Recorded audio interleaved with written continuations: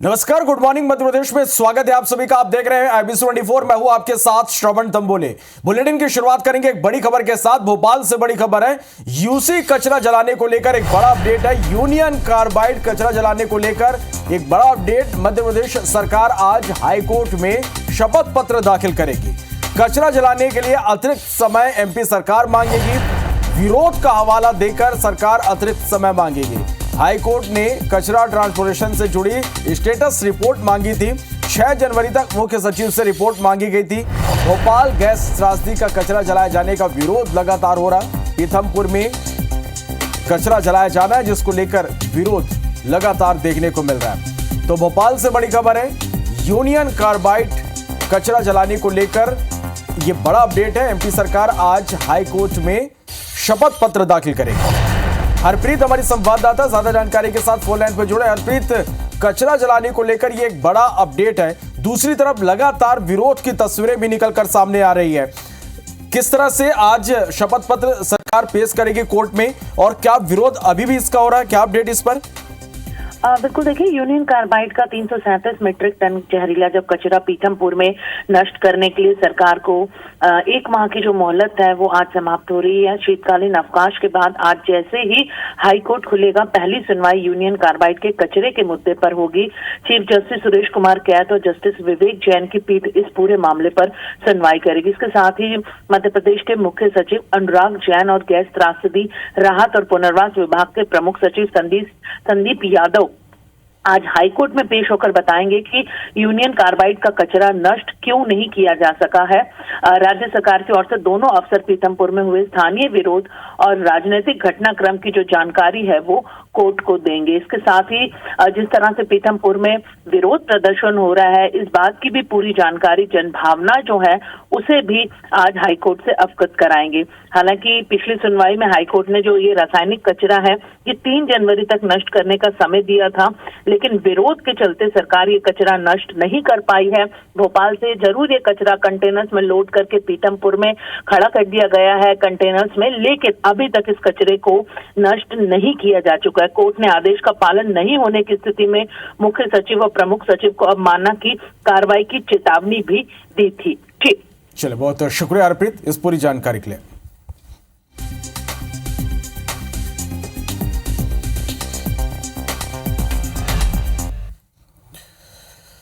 भोपाल से बड़ी खबर है, पुलिस ने युवक युवतियों को नोटिस पर छोड़ दिया। स्पा सेंटर में पकड़े गए 68 युवक युवतियों को छोड़ा है। अलग अलग जगह से 2 दिन पहले स्पा सेंटर में कार्रवाई हुई थी। 15 स्पा सेंटर में पुलिस की टीम 10 टीमों ने दबिश दी थी। संदिग्ध यहां से पकड़े गए थे। पुलिसकर्मियों के मोबाइल की आज जांच भी होगी। पूछताछ में अन्य शहरों राज्यों से सेक्स रैकेट के तार जुड़े हैं। पुलिस ने संदिग्ध गतिविधियों वाले 41 स्पा सेंटर चिन्हित किए हैं। हमारी संवाददाता हरप्रीत इस खबर पर हमारे साथ ज्यादा जानकारी के साथ फोन लाइन पर बनी हुई है। हरप्रीत, एक बड़ी कार्रवाई की गई थी स्पा सेंटर पर, अब तक इस मामले में क्या खुलासा हो पाया? देखिए, राजधानी भोपाल में 2 दिन पहले क्राइम ब्रांच ने संबंधित थानों के बल के साथ अलग अलग स्पा सेंटर्स पर दबिश दी थी। हालांकि करीबन 41 सेंटर ऐसे चिन्हित पुलिस ने पिछले दिनों मिली शिकायत के बाद किए थे, जहां पर अवैध काम, गैरकानूनी काम स्पा के नाम पर किए जा रहे थे, सेक्स रैकेट संचालित हो रहे थे। खाली बात यह है कि इन 44 में से महज 12 और 15 सेंटर ही खुले मिले थे, यानी दबिश से पहले ही इनके संचालकों तक ये जानकारी पहुंच गई थी कि आज पुलिस यहां दबिश देने वाली है। ऑलरेडी वो इन पार्लर्स को, स्पा सेंटर्स को बंद करके फरार हो गए थे। उस दिन ताले लटके इन सेंटर्स पर नजर आए थे। हालांकि जिन 15 सेंटर्स पर क्राइम ब्रांच और पुलिस ने दबिश दी थी, वहां से करीबन 70 लड़के लड़कियां अनैतिक रूप से वहां पर मिले थे। कई आपत्तिजनक चीजें मिली थी। उनके काउंटर्स पर हजारों रुपए मिले थे। मेंबरशिप कार्ड यहाँ पे मिले थे। सिर्फ 5,000 रुपए में यहाँ मासिक मेंबरशिप मिलती थी। और इसके साथ ही यहाँ पर अन्य राज्यों से लाई हुई लड़कियां यहाँ पर देह व्यापार में लिप्त मिली थी। हैरान करने वाली बात यह भी है कि इससे पहले भी ये लड़कियां देह व्यापार में पकड़ी जा चुकी थी, लेकिन मामूली कार्रवाई के बाद इन्हें छोड़ दिया जाता था और फिर से ये इन्हीं कामों में लिप्त हो जाती थी।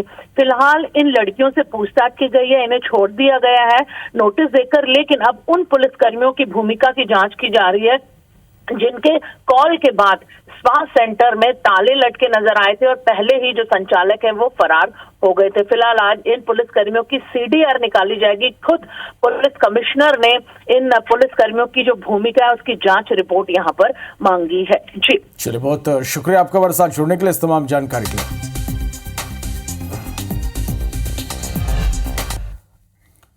बड़ी खबर है सिंगरौली से। सेप्टिक टैंक में 4 लोगों की लाश मिलने का मामला। मृतकों के शॉर्ट पीएम रिपोर्ट में एक बड़ा खुलासा हुआ है। गोली मारकर युवकों की हत्या की गई थी। मृतकों का सीटी स्कैन कराया गया। 3 संदिग्ध लोगों से पूछताछ जारी है। आधिकारिक पुष्टि इसकी फिलहाल नहीं हो पाई है। तो ये बड़ी खबर आप तक पहुंचा रहे। सेप्टिक टैंक में 4 लोगों की लाश मिलने का यह पूरा मामला है, जिसमें मृतकों की शॉर्ट पीएम रिपोर्ट सामने आए, जिसमें गोली मारकर युवकों की हत्या करने की बात सामने आई है। मृतकों का सीटी स्कैन कराया गया है।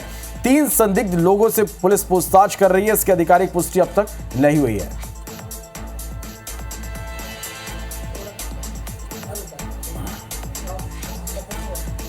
चलो, इस खबर पर ज्यादा जानकारी के साथ हमारे संवाददाता विजय वर्मा सिंगरौली से हमारे साथ लाइव जुड़े हैं। विजय, जिस तरह से सेप्टिक टैंक में 4 लोगों को लाश मिले, हड़कंप मच गया, सनसनी फैल गई। शॉर्ट पीएम रिपोर्ट में गोली मारकर हत्या करने की बात सामने आ रही है। अब तक इस पूरे मामले में क्या खुलासा हो पाया है? संदिग्धों से पुलिस लगातार पूछताछ कर रही है। क्या खुलासा हुआ इस मामले में अब तक? बिल्कुल, सिंगरौली में जिस तरीके से एक साथ एक सेफ्टी टैंक में 4 शव मिलने से सनसनी फैल गई थी, उसके बाद स्थानीय लोगों ने घटनाक्रम की जानकारी स्थानीय पुलिस को दी। पुलिस ने शव को एक साथ इसी जिला चिकित्सालय में पीएम हेतु लाया था। हालांकि पीएम करने के बाद डॉक्टरों ने यह संदेश जारी किया कि कहीं न कहीं इनकी हत्या गोली मारकर की गई। तब तक जो डेड बॉडी थी वे परिजनों को सौंप दी गई थी, लेकिन बाद में जब ये आशंका व्यक्त की गई तो जो कि उन्हें वापस मंगाकर पुनः सीटी स्कैन कराया गया और इसके बाद खुलासा हुआ कि कहीं न कहीं इन 4 की हत्या किसी हथियार से नहीं बल्कि गोली मार कर की गई। हालांकि अभी भी पुलिस के वरिष्ठ अधिकारी 3 से 4 संदिग्ध लोगों से पूछताछ कर रहे हैं और कहीं न कहीं ये लगाया जा सकता है कि आज इस पूरे मामले का खुलासा हो जाएगा। चलिए, तो हो सकता है कि आज इस पूरे मामले का खुलासा पुलिस कर सकती है। आप नजर बना के रखिएगा। बहुत शुक्रिया इस पूरी जानकारी के लिए।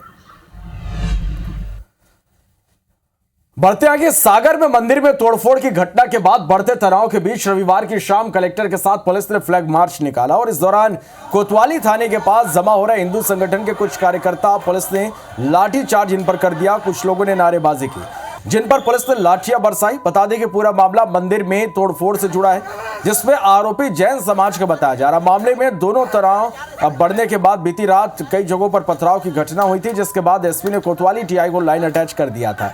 बीती रात आरोपी युवक का वीडियो भी सामने आया, जिसमें वो सफाई देते नजर आया था। इसके बाद दूसरे दिन रविवार की सुबह से जैन समाज के एक व्हाट्सएप ग्रुप के कुछ स्क्रीनशॉट वायरल हो गए, जिनमें बीते दिन हुए प्रदर्शन में अभद्र नारेबाजी करने वालों की पहचान कर उन्हें टारगेट करने की बात कही जा रही है।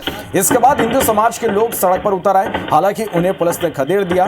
फ्लैग मार्च के बाद कलेक्टर संदीप जियार ने कहा कि फिलहाल शांति व्यवस्था बहाल हो गई है। इसके अलावा विधायक शैलेंद्र जैन ने आरोपी के खिलाफ कार्रवाई की मांग की, साथ ही समाज के लोगों से शांति बनाए रखने की अपील की। ऐसे तत्व असामाजिक हैं, ये किसी भी समाज के हो सकते हैं। ये हमारी सामाजिक ताने बाने को तोड़ने का काम जो लोग भी कर रहे हैं, उन्हें ये समाज कभी माफ़ नहीं करेगा।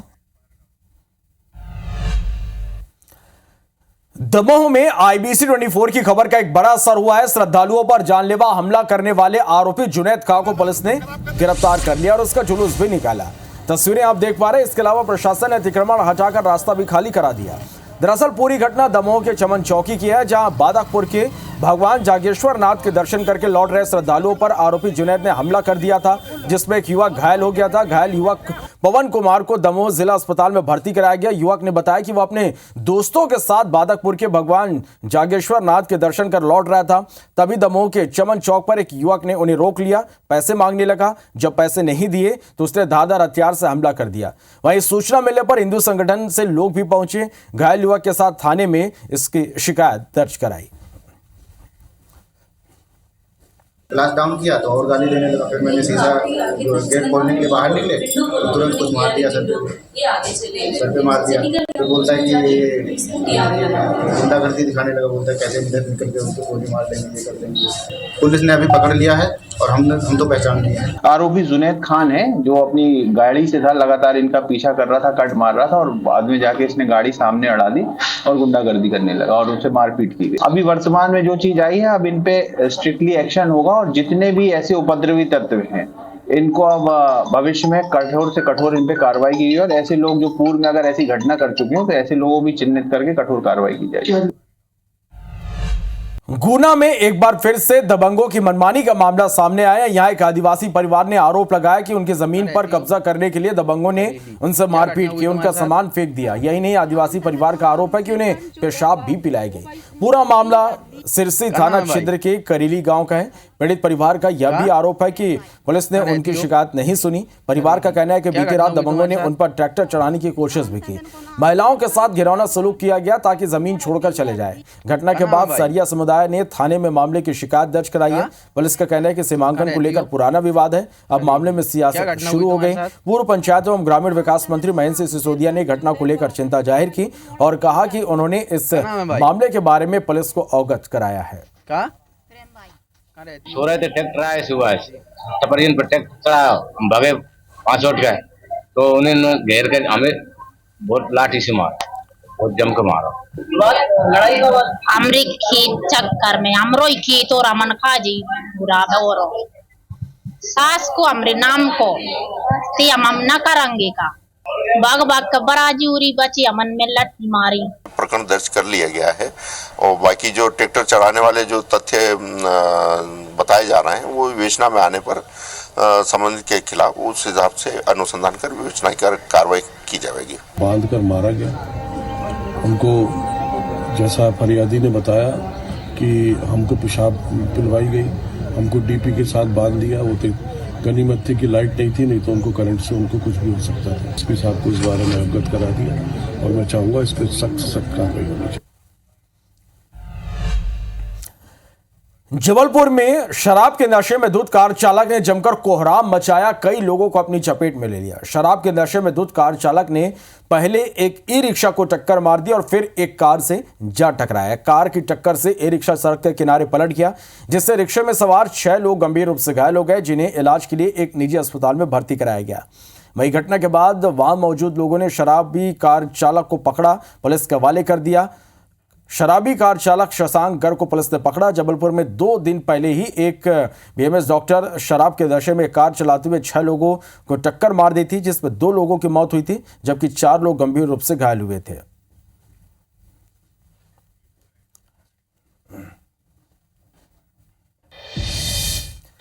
इधर जबलपुर के बरेला थाना अंतर्गत एक बेलगाम ट्रक ने सड़क किनारे खड़ी करीब आधा दर्जन मोटरसाइकिलों को रौंद दिया। 2 ट्रकों में भी टक्कर मार दी। घटना में घायल 4 लोगों को अस्पताल ले जाया गया। ट्रक चालक मौके से भाग निकला। पुलिस ने ट्रक को कब्जे में लेते हुए चालक की तलाश शुरू कर दी है। ट्रक मंडला की ओर से जबलपुर जा रहा था, तभी बरेला के शारदा मंदिर के समीप रायपुर जबलपुर नेशनल हाईवे पर ट्रक अचानक बेलगाम हो गया और सड़क किनारे खड़ी 6 से 7 मोटरसाइकिलों को रौंदते हुए 2 ट्रकों से टकरा गया।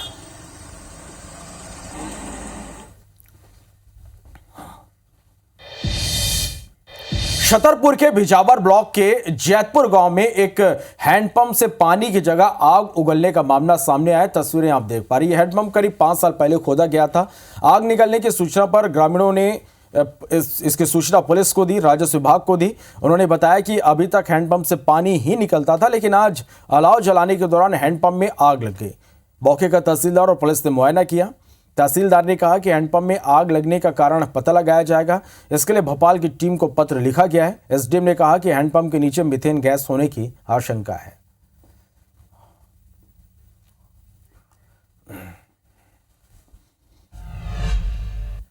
रायसेन से खबर, बाघ की दहशत यहां लोगों में बनी हुई है। चिकलोद गांव में बाघ देखा गया। गांव के पास बाघ दिखने के बाद अब लोगों में दहशत है। चिकलोद कोठी के पास सड़क में बाघ दिखा है। तस्वीरें हम आप तक पहुंचा रहे हैं। राहगीरों ने इसका वीडियो बनाया है। वन विभाग ने अब ग्रामीणों को सतर्क रहने की सलाह दी है। रातापानी अभ्यारण्य से ये गांव लगा हुआ है। तस्वीरें आप देखिए, ये बड़ी खबर है। गांव के पास बाघ दिखने के बाद अब लोगों में दहशत का माहौल है। चिकलोद कोठी के पास सड़क में बाघ देखा गया। राहगीर ने इसका वीडियो बना लिया जो अब सोशल मीडिया पर वायरल भी हो रहा है। वन विभाग ने ग्रामीणों को अलर्ट रहने, सतर्क रहने की सलाह दी है।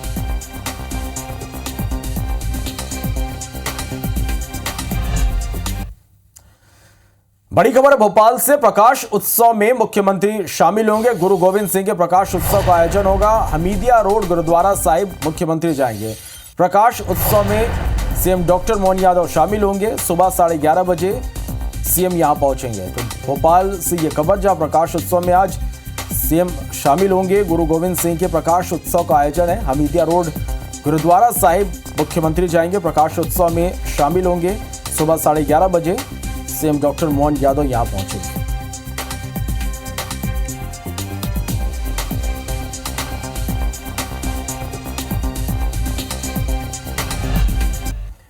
इंदौर के कस्तूरबा गांव में सीएम डॉक्टर मोहन यादव ने ड्रोन ट्रेनिंग सेंटर का शुभारंभ किया। यहां उन्होंने ड्रोन भी उड़ाकर देखा।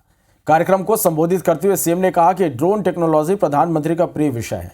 2022 में नमो ड्रोन दीदी स्कीम के माध्यम से महिलाओं को लखपति बनाने का संकल्प लिया था और आज ड्रोन का खेती में उपयोग किया जा रहा। आने वाले समय में ड्रोन कई क्षेत्रों में काम करेगा। उन्होंने कहा कि हमारा प्रदेश देश में दूसरा सबसे बड़ा भौगोलिक वाला प्रदेश है, इसलिए यहाँ ड्रोन टेक्नोलॉजी के उपयोग होने की बहुत संभावनाएं हैं। मीडिया से चर्चा में सीएम डॉक्टर मोहन ने कहा कि राज्य सरकार ड्रोन ट्रेनिंग सेंटर को हर संभव मदद देगी। 2022 में नमो ड्रोन दीदी स्कीम यशस्वी प्रधानमंत्री आज से 2 साल पहले एग्रीकल्चर में हम सोयाबीन में दवाई डालें, कुछ और काम करें तो ट्रैक्टर से डीजल जलाना, समय की नुकसानी होना और ऐसे कई सारे कष्ट खेत के जो मैं समझता हूँ, बल्कि आने वाले समय में तो और इसकी बहुत सारे सेक्टर में संभावना है और हम नीचे से नीचे तक जाकर के इसका लाभ कैसे उठाएं, हम उस दिशा में लगातार काम कर रहे हैं। दतिया पहुंचे धीरेन्द्र कृष्ण शास्त्री। पूर्व गृह मंत्री ने उनका स्वागत किया। नरोत्तम मिश्रा ने अपने घर पर उनका स्वागत किया। तस्वीरें आप देख पा रहे हैं। तो बागेश्वर पीठाधीश धीरेन्द्र कृष्ण शास्त्री दतिया पहुंचे। पूर्व गृह मंत्री ने उनका स्वागत किया। नरोत्तम मिश्रा ने अपने घर पर उनका स्वागत किया।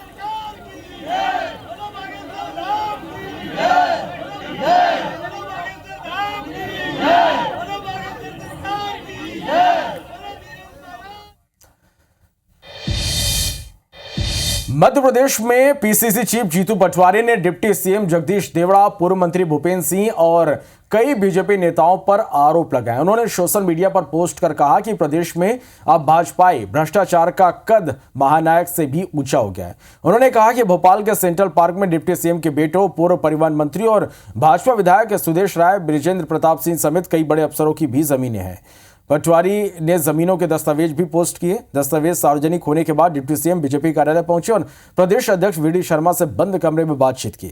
बता दें कि आयकर विभाग ने 18 दिसंबर को त्रिशूल कंस्ट्रक्शन कंपनी के मालिक राजेश शर्मा समेत अन्य बिल्डर्स के यहां छापा मारा था। उसी राजेश शर्मा का सेंट्रल पार्क प्रोजेक्ट में काम चल रहा है। सरकार कर्ज, क्राइम, करप्शन और कमीशन की है, तो ये मैं बिना एविडेंस से नहीं बोलता हूँ। अभी ये जो सोना पकड़ा गया, हर भारतीय जनता पार्टी के नेता के पीछे ईडी लगी हुई है। अलग अलग एजेंसियां बीजेपी के से जुड़े हुए लोगों के यहाँ छापे मार रही है। सेंट्रल पार्क घोटाले में जो तथ्य सामने आ रहे हैं उसमें सरकार के डिप्टी सीएम देवड़ा जी के पुत्र का नाम आना, भूपेंद्र सिंह जी का नाम आना और भी भाजपा के नेता सुदेश राय जैसे सबके नाम आना, मैं ये समझता हूँ भारतीय जनता पार्टी और इनकी सरकार, ये सरकार भी चलती हुई सरकारों को गिरा के भ्रष्टाचार करके गिराना और भ्रष्टाचार के लिए ही गिराना। मंत्री जी वो जहाँ बात करना वहाँ करो। हो गया कांग्रेस के नेता केवल झूठ और भ्रम फैलाकर राजनीतिक सुर्खियों में रहने की कोशिश करते हैं। अगर किसी की संपत्तियों में कोई अवैध लेन देन हो तो कांग्रेस के नेताओं को प्रमाणों के साथ रखना चाहिए। इंदौर में हुई निगम कर्मचारी गब्बर मोरले की पत्थर की ब्लॉक मारकर हुई हत्या से आक्रोशित परिजन शव को लेकर मारी माता चौक चौराहे पर पहुंचे और शव रखकर प्रदर्शन किया और बड़ी संख्या में हिंदू संगठन के लोगों भी यहां पर पहुंचकर आक्रोश जताते हुए आरोपियों पर कड़ी से कड़ी कार्रवाई की मांग की। इसके साथ ही सिकंदराबाद मजार पर भी तोड़फोड़ की गई, जिससे क्षेत्र में काफी तनाव का माहौल रहा। पुलिस ने फोर्स लगाकर स्थिति को नियंत्रण में करने का प्रयास किया। वहीं गब्बर बोडले की हत्या करने वाले दोनों आरोपियों को पुलिस ने गिरफ्तार कर लिया है।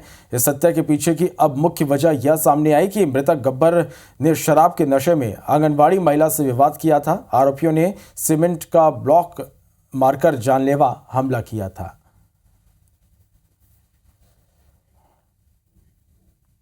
जो मृतक है उसके सर के ऊपर जो दो नामजद आरोपी हैं उन्होंने मृतक के ऊपर पत्थर से हमला किया, जिससे उसकी मृत्यु कारित हुई। हमारे द्वारा इस पूरे ही प्रकरण में दोनों आरोपियों को हिरासत में ले लिया गया है और प्रथम दृष्टया हमने इसमें 307 की कायमी की थी और उसको बढ़ा के 302 करके दोनों को जो भी असामाजिक तत्व हैं वे किसी भी प्रकार का माइलेज ना ले पाएँ, इसलिए हमारे द्वारा पेट्रोलिंग भी शुरू कर दी गई है। जबलपुर में चाकूबाजी की घटनाएं रुकने का नाम नहीं ले रहे और इसी कड़ी में आज जबलपुर के पौष इलाके सिविल लाइन में पेट्रोल पंप के पास एक युवक पर अज्ञात आरोपियों ने चाकू से हमला कर दिया और आरोपी मौके से फरार हो गए।